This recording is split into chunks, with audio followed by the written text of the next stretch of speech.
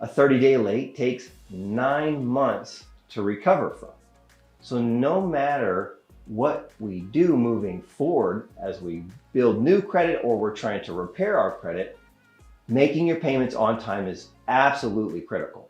And what are some things that you can do to avoid late payments? I always like to say, set up your payments on autopay, or you can pay your bills 2 or 3 days ahead of time.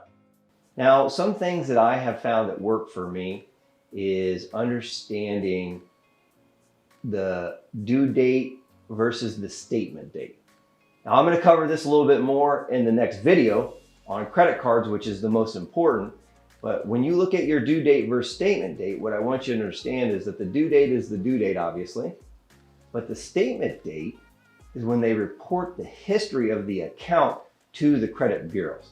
Okay, so with that understanding, what I want you to realize is that if you have one 30-day late and you only have 2 or 3 accounts, it's going to impact your credit much more heavily because it shows that you can't manage a couple of accounts.